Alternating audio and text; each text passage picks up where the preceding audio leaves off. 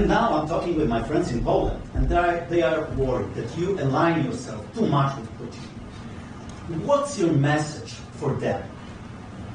Well, if I didn't align myself with both of them, you'd never have a deal. You want me to say really terrible things about Putin and then say, "Hi, Vladimir, how are we doing on the deal?" It doesn't work that way. I'm not aligned with Putin. I'm not aligned with anybody. I'm aligned with the United States of America. And for the good of the world, I'm aligned with the world. And I want to get this thing over with. You see the hatred he's got for Putin. It's very tough for me to make a deal with that kind of hate. He's got tremendous hatred. And I understand that, but I can tell you the other side isn't exactly in love with, him either. So it's not a question of alignment. I'm aligned with the world. I want to get the thing set. I'm aligned with Europe. I want to see if we can get this thing done.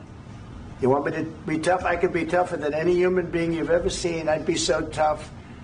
But you're never going to get a deal that way. So that's the way it goes. All right, one more question. I want to respond to this. So look, for 4 years in the United States of America, we had a president who stood up at press conferences and talked tough about Vladimir Putin, and then Putin invaded Ukraine and destroyed a significant chunk of the country. The path to peace and the path to prosperity is maybe engaging in diplomacy. We tried the pathway of Joe Biden of thumping our chest and pretending that the President of the United States' words mattered more than the President of the United States' actions. What makes America a good country is America engaging in diplomacy. That's what President Trump is doing. Can I ask you?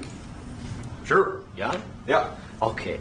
So he occupied our parts, big parts of Ukraine, part of East and Crimea. So he occupied it on 2014.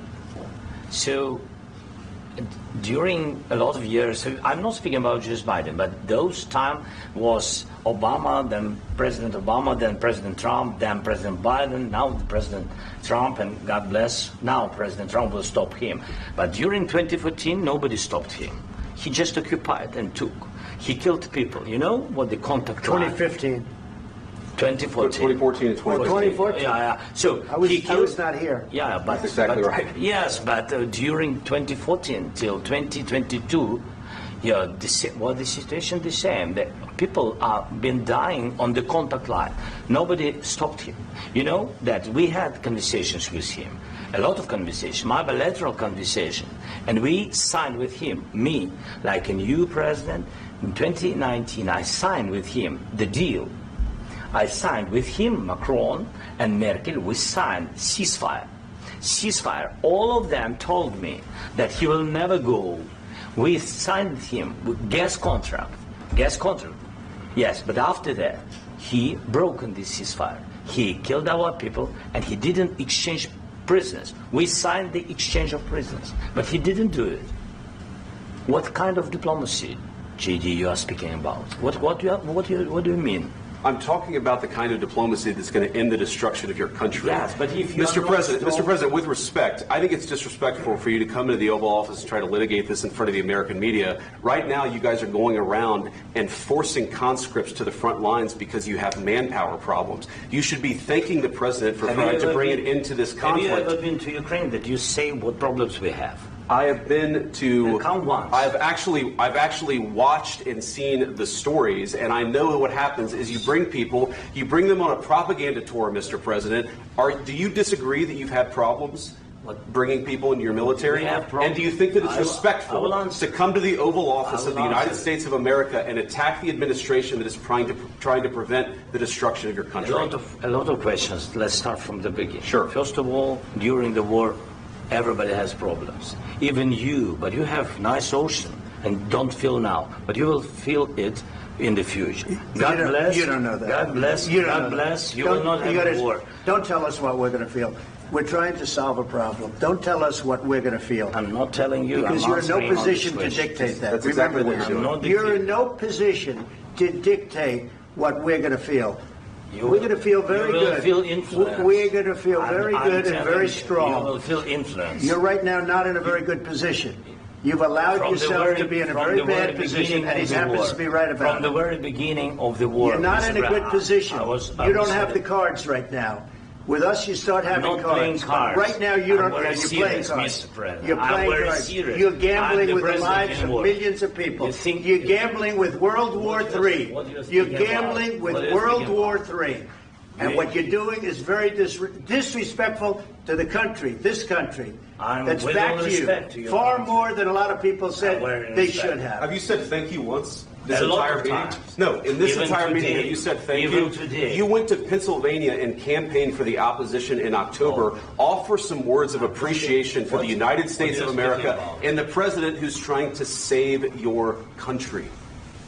Please, you think that if you will speak very loudly about the war, you He's can... not speaking loudly. He's not Yeah. speaking loudly. Your country's Can I- in big can- trouble. can I Wait a answer? minute. No, Can you've I done a lot answer? of talking. Your country is in big trouble. I know. You're not winning. I know. You're not winning this. You have a damn We- good chance of we coming are out staying, okay because of Mr. us. President, we are staying in our country, staying strong from the very beginning of the war. We've been alone, and we are thankful. I said thanks You haven't in been this alone. cabinet, You and haven't not been only alone. in this We cabinet. gave you, through I this said stupid thank you. president, $350 billion. You voted we gave for you your military president. equipment, You and you voted men for are your brave, president. but they had to use our military. What about If you didn't have You our invited military me- equipment, you invited if me you to didn't speak- have our military equipment, this war would have been over in 2 weeks. In 3 okay? days, I heard it from Putin. In 3 days, this is something Maybe new. less. In 2 weeks, of course, yes. It's going to be a very hard thing to do business like this. I tell you. Just say thank you. I said a lot of times that thank there, you except to that- American people. Except that there are disagreements, and let's go litigate those disagreements rather than trying to fight it out in the American media when you're wrong. We know that you're wrong. But you see, I think it's good for the American people to see what's going on. I understand, sir. I think it's I very understand. important. That's why I kept this going so long. You have to be thankful. You don't have the I'm cards. thankful. You're buried there. Your people are dying. tell you You're again, running I low know. on soldiers. Don't- Listen, don't please, you're running Mr. low President. on soldiers. It would be a damn good thing. Mr. And then President. then you tell us, I don't want a ceasefire. I don't want a ceasefire. I want to go, and I want this.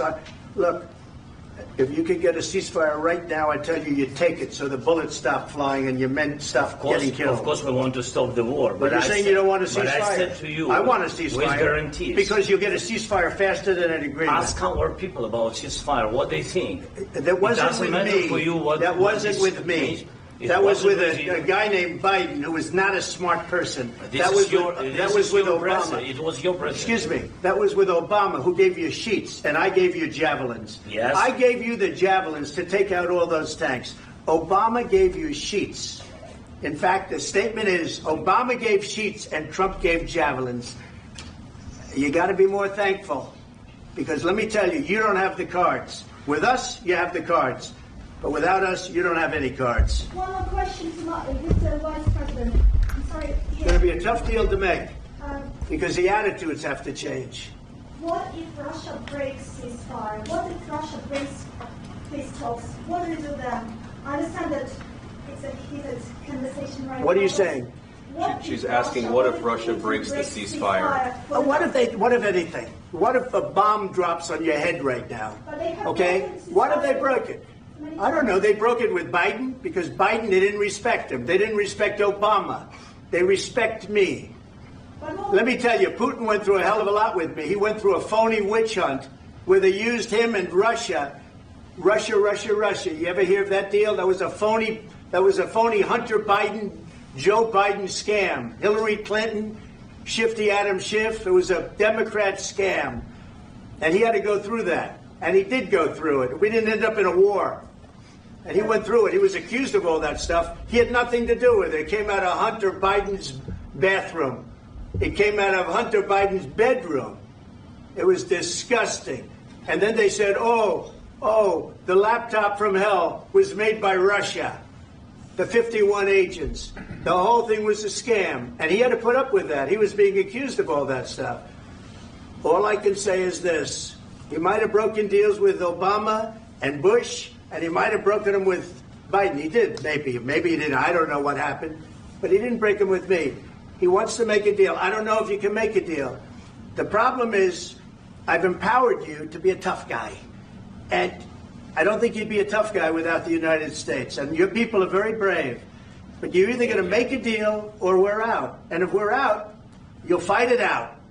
I don't think it's going to be pretty, but you'll fight it out. But you don't have the cards. But once we sign that deal, you're in a much better position. But you're not acting at all thankful. And that's not a nice thing. I'll be honest, that's not a nice thing. All right, I think we've seen enough. What do you think? What's this negotiation? This is going to be great television, I will say that. All right. We'll see what we can do about putting it together. Thanks, sir. I need the back of this. We'll see. I don't know. Guys, come on. Wait. Hey, let's go.